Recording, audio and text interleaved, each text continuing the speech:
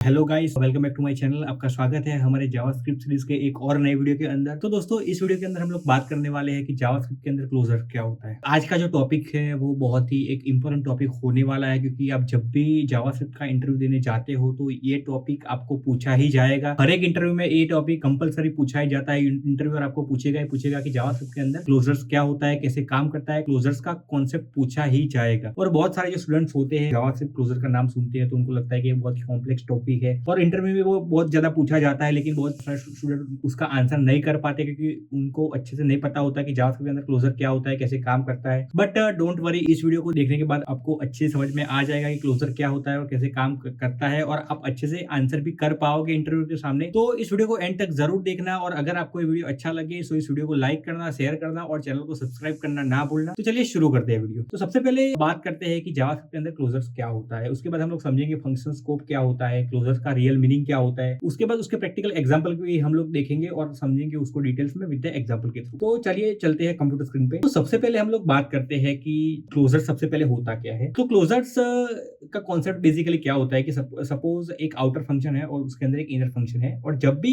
Outer function execute होने के बाद भी जो आउटर फंक्शन की वैल्यू है वो इनर फंक्शन रिमेंबर करके रखा है, तो उस केस में हम लोग कह सकते हैं कि ये एक क्लोजर है। देखो, डेफिनेशन एक सिंपल मैं आपको बताता हूँ कि क्लोजर तब बनता है जब एक फंक्शन अपने आउटर फंक्शन के वेरिएबल को याद रखता है even after the outer function execution is finished. उसका मतलब क्या है कि जब भी आउटर फंक्शन का एग्जीक्यूशन फिनिश हो जाता है उसके बाद भी वो क्या करता है, जो इनर फंक्शन है वो आउटर फंक्शन की जो वैल्यू है उसको रिमेंबर करके रखता है। यही सिंपल बेसिक मीनिंग होता है क्लोजर्स का। लेकिन डेफिनेशन में भी बहुत सारे स्टूडेंट को कॉन्फ्लिक्ट लगती होगी यार, अभी भी उनको समझ नहीं आया होगा। तो डोंट वरी यार, मैं आपको समझाता हूँ डिटेल्स में कि एग्जांपल के थ्रू। तो देखो, यहाँ पे मैं क्या करता हूँ, सबसे पहले एक आउटर फंक्शन को क्रिएट करता हूँ।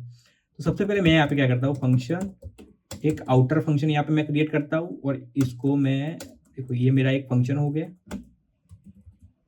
ओके। और यहाँ पे मैं क्या करता हूँ, देखो लेट काउंट करके मैंने एक वेरिएबल लिया है, उसका वैल्यू मैंने 0 दी है। अभी मैं यहाँ पे क्या करूंगा, मैं एक रिटर्न करूंगा इनर फंक्शन को। ये मेरा एक इनर फंक्शन है। इस फंक्शन के अंदर मैं क्या करूंगा कि जो मेरी काउंट की वैल्यू है उसको मैं प्लस करूंगा, उसके बाद कंसोल लॉग करूंगा मेरी काउंट की वैल्यू को। अभी देखो यहाँ पे मैंने किया क्या है कि मैंने एक आउटर फंक्शन बनाया, उस आउटर फंक्शन के अंदर मैंने एक वैल्यू को डिक्लेयर की है। ये मेरा रिटर्न एक फंक्शन करेगा।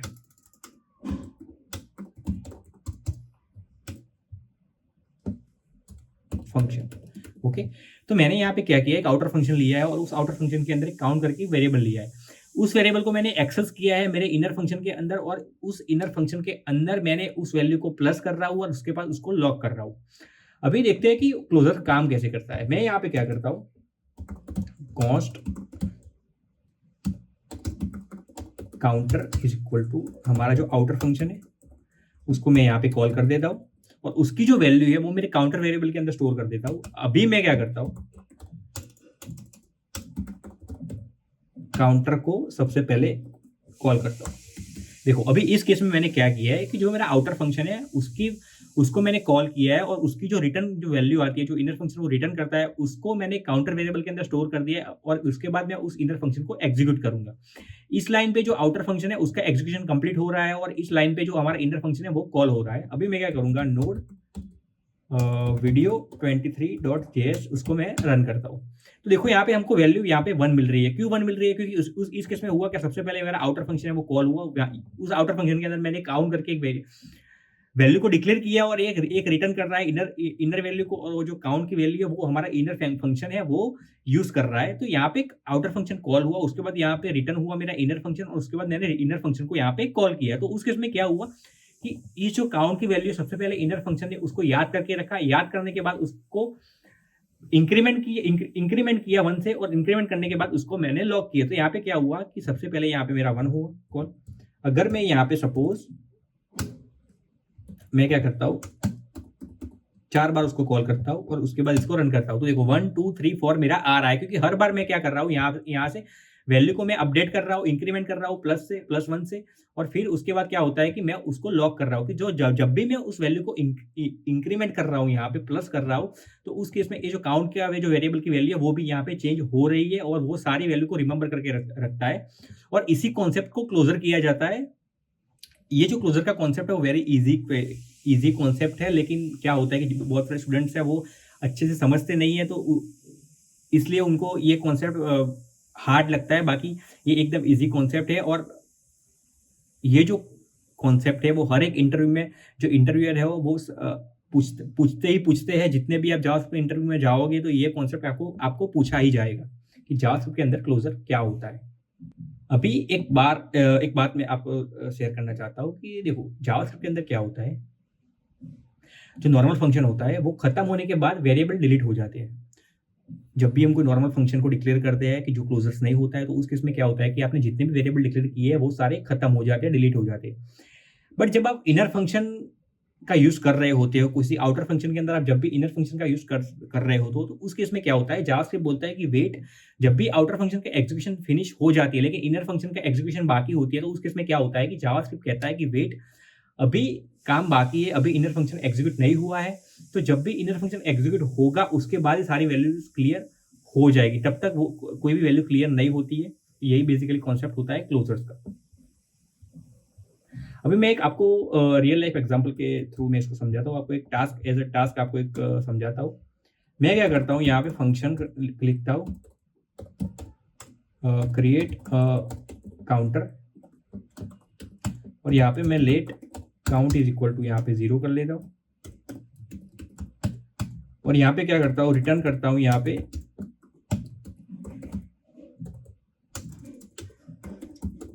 इंक्रीमेंट काउंट, मेरा प्लस कंसोल लॉग काउंट,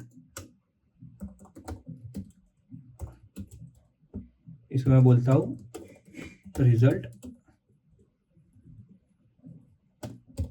एक और फंक्शन में यहाँ पे बनाता हूँ डिक्रीमेंट DECI,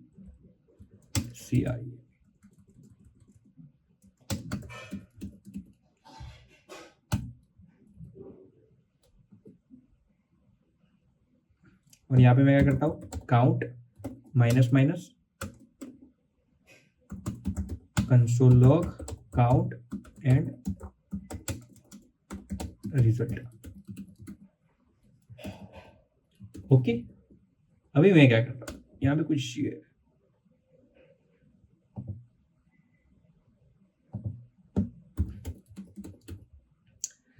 अभी मैं क्या करता हूँ, const counter equal to create a counter,